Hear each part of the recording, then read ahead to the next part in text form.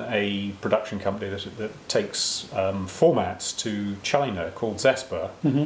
Tell me about some of the topics you've taken to China and the issues that have been involved in reworking them. So I'm one of the directors of Zespa. It's run by a rather brilliant UK-Chinese woman called Jean Dong, and Jean's sort of pioneered this relationship between UK producers and Chinese broadcaster CCTV, the state broadcaster, the public broadcaster. The notion was twofold, really. One, that the audiences are declining for CCTV. Now, they're still unbelievably large numbers. It's a big place. There's a lot of people in it. But the audiences were declining. And so the task, to some degree, was to bring audiences in to content which the state and the state broadcaster felt was appropriate, whilst at the same time the treatment wasn't necessarily the way it maybe had been, a rather old-fashioned, rather sort of didactic approach, which is broadly the same problem that all public service broadcasters have. It's a rather extreme version of it in China. So, for instance, a format that's just been successful in China, that Zespa helped to take in, is owned by Shine Productions, a format that there was called Dream Choir, and it's a version of a talent format meets a sort of social benefit sort of show. So and its title over here was Clash of the Choirs. Right. So the show became less confrontational in China, more to do with sort of social cohesion and villages and people helping each other, which is stylistically what is appropriate on CCTV. I'm sure Chinese audiences like to see people humiliated and cry as much as every other television audience does, but CCTV less so. But it's been a great success, many tens of millions of people watching it, biggest news show of the year over there. Partly because of the second factor, which is bring Zespa's other job, which is to bring expertise, creative and format expertise into the system in China, running workshops and masterclasses and bringing consultant producers onto shows to essentially help the people over there skill up in those areas. There is no shortage of technical skill. Anybody who watched the Beijing Olympics knows CCTV knows how to make television programmes. The creative models are different, the creative approaches are very different. And so multiple producers, now dozens, have been and given masterclasses from Zespa, which become opportunities to talk about other formats that may be taken in. And so Zespa's working on, that's what Zespa does, and it's interesting.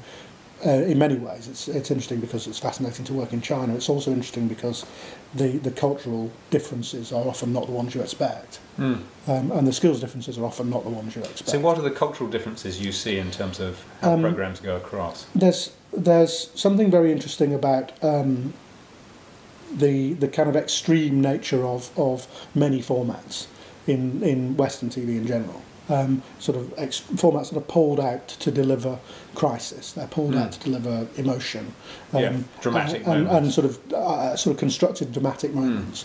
The culture in general in China is less happy with that, and the powers that be are absolutely less happy with that. So there's something very interesting there.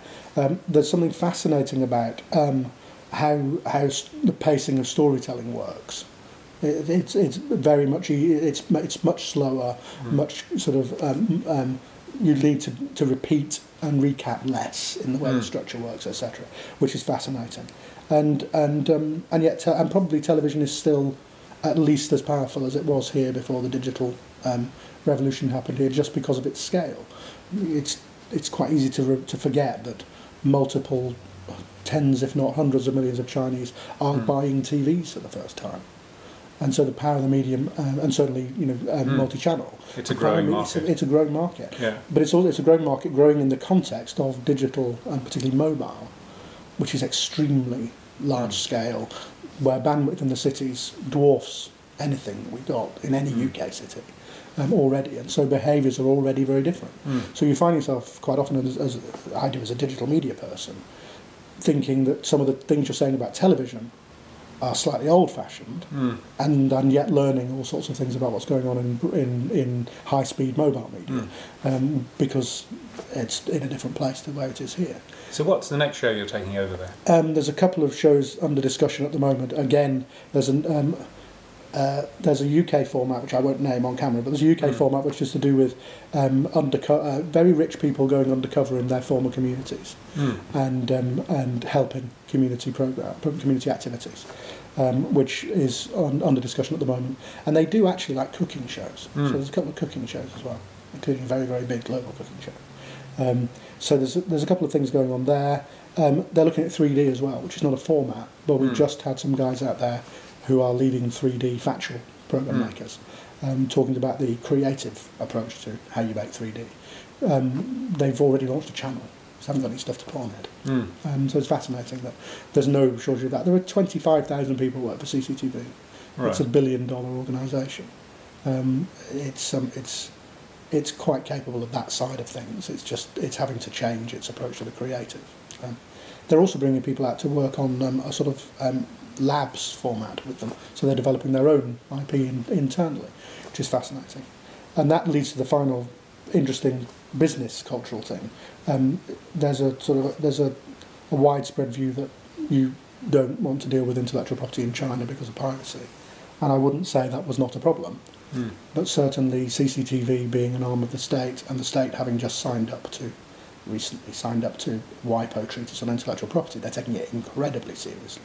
So in every meeting we are there for officials are taking down details of any idea that is discussed in a meeting, so there's no possibility of that idea then being picked up by somebody somewhere else in the organisation, which frankly wouldn't happen in a broadcaster in the UK.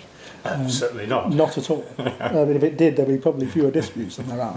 So they're taking that side of it extremely seriously. Anthony, thanks for talking to me today. Thank you, Russell.